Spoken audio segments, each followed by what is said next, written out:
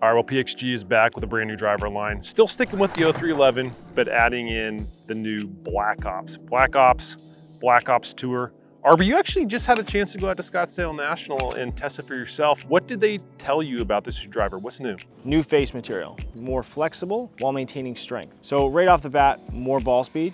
So by utilizing titanium around the perimeter of the driver, they're able to really create a lot of stability, fine-tune sound as well, and then further fine-tune it by having carbon on the top and the bottom. The weights are positioned extremely on the heel and toe, and then right on the back of the driver. From a geometry perspective as well, it's very drawn out and pushed weight towards the back. So standard model, the 0311 Black Ops, designed for a lot of forgiveness thanks to its geometry and face material. Also adjustability, so you don't just get a driver, you get your driver. RB tested it. Oh, by the way, the Robot tested it as well. Oh yeah. We saw some really cool things, Gene, with this Black Ops and Black Ops Tour. What were a few of the biggies that stood out to you? So the first thing, low spin.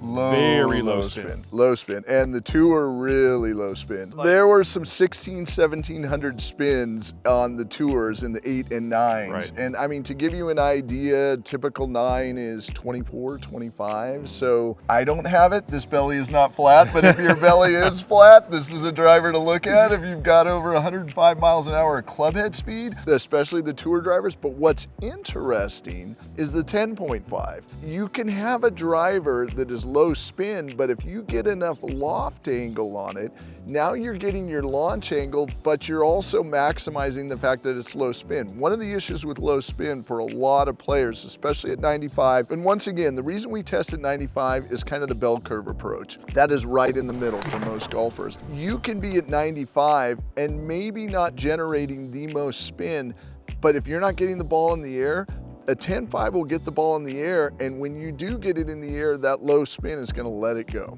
Yeah, I think the important thing to point out here is we saw some drivers that performed really well at lofts below 10 degrees, but you can really see with PXG that they're trying to dial in their lofts for specific speeds. And I think that's why this 10.5 performs so well. I mean, let's talk about the distance drop-off numbers. I mean, the 10.5 in particular, we're just talking about a 10.5 degree Black Ops head. This driver had, what was it, around 5 yards distance drop-off across all 3 points on the toe? Yes, all 3 points on the toe, 8.5 total. And when you got to the high center, it actually was 0.6 yards further. Let's recap how we do testing. We hit on the center of the club face, 3/4 of an inch towards the toe, 3/4 of an inch towards the heel, 1/2 inch high toe and heel, and 1/2 inch low. So we're getting 90% of the face. So we're not just evaluating what this driver's doing hit on the screws, we're evaluating it all over so that we can give the golfer the information if they're a high toe striker.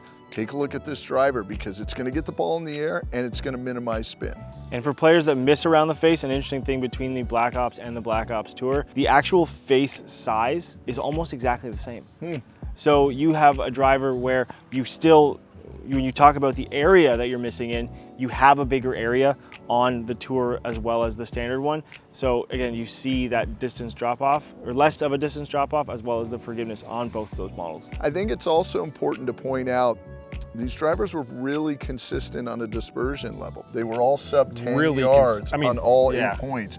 They hit the ball straight as well. So a lot of times when you see lower spinning models, they pulled the mass back. A lot of times on these lower spinning models, they pull the mass forward, and in doing so, you get weird kind of performance characteristics, especially when you get out high toe, low heel. On dispersion, we did not see that with these models.